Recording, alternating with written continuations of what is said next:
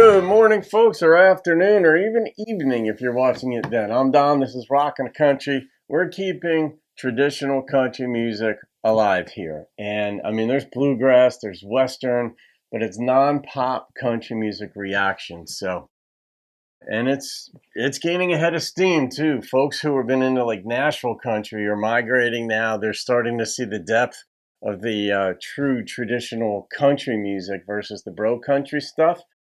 And it's just a beautiful thing. I watch other reactors out there too who never heard country at all, and they're like, "Oh, I love these stories." And then it gets addictive, right? Porter Wagoner, Legend of the Big Steeple, and it's courtesy of Jason Halverson, who made a gift to the channel. And Jason also sent me this hat from Minnesota because that's where Jason's from. That's where he lives. So let's just get into it. Porter's Legend of the Big Steeple. I don't know this song. It's a true reaction. Here we go. Oh, interesting. There's a legend about a church in our town. The steeple's so high it's seen for miles around. Look on the hill and you'll realize the steeple's too big for the church's size. It seems it was a long time ago when this church had no steeple, just four walls and a roof overhead sheltered the humble people.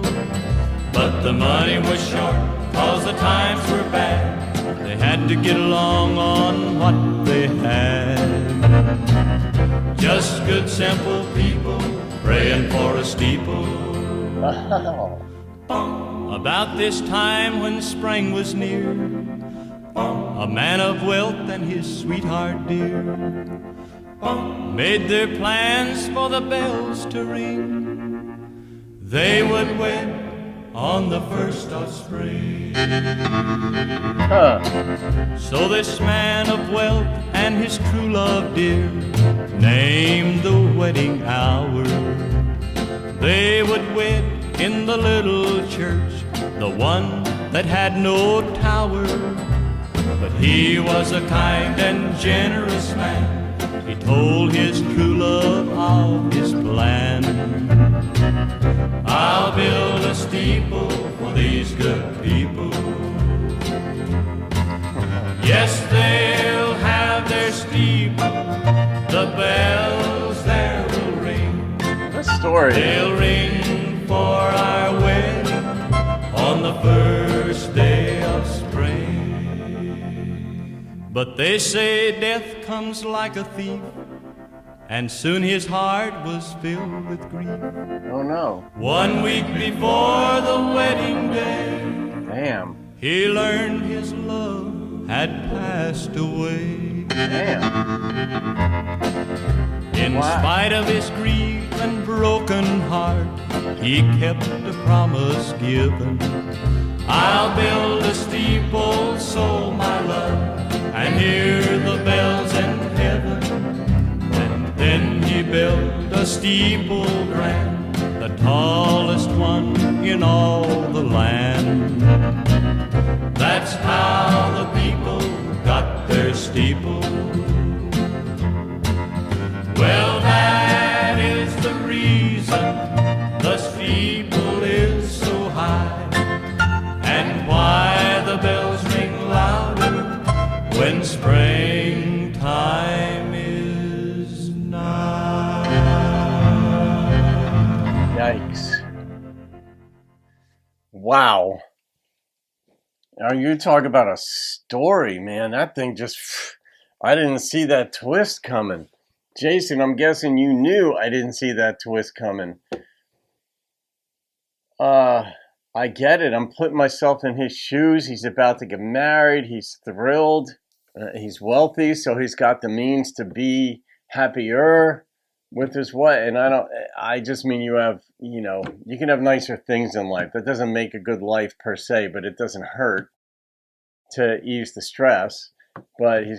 And then a week before the wedding, she dies.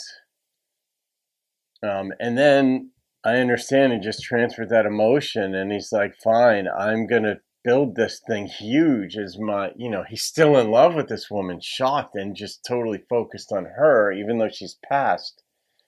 I'm just going to make this monstrous steeple, this huge thing. I don't know how he felt about it after it.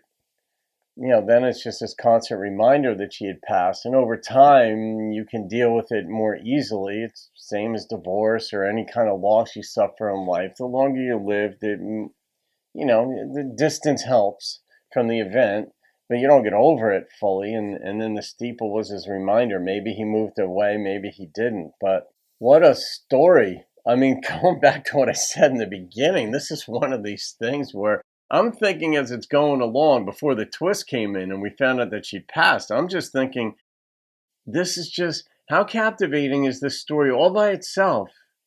Just, I'm listening to a song about a steeple. I mean, if you think about that in a broader sense, would you take time out of your day to contemplate a steeple that was built somewhere? No. Put it in a song, and all of a sudden, you're like, huh, all these people didn't have money for a steeple. I wonder what happened. Then we find out a rich dude is there. He's going to build one for his wedding. And you're like, oh, this is so nice. And then she passes away. And you're like, oh, good Lord. I mean, that was brilliant songwriting. You look at the twist that took place in the beginning, you get set up for knowing, all right away, there's this really big steeple. It's like too big even for the building that it's in. Why? So it creates a little bit of interest. People were humble, they were poor, they were in hard times, they couldn't have a steeple. And then now they're going to get one. And you're like, yay, Hollywood ending. They're going to get a happy steeple type thing. And then you find out it's the product of grief and love. So, yeah, Jason, that was good. All right, I'm going to rate, maybe the steeple's in Minnesota. I'm going to rate this one. And the number that popped into my head immediately was a 9.5.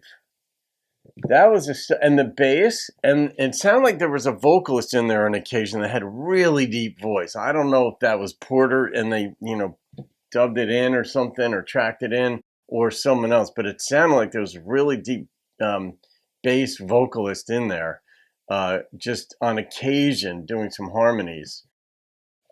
But yeah, so there you go, guys. Good Lord. Well, literally. So when you hear the church bells ring or steeple bells ring or whatever, maybe it'll remind you of this story. It will for me. All right, folks. Hope you enjoyed that. Have a great day. I'll see you on another video and keep rocking the country.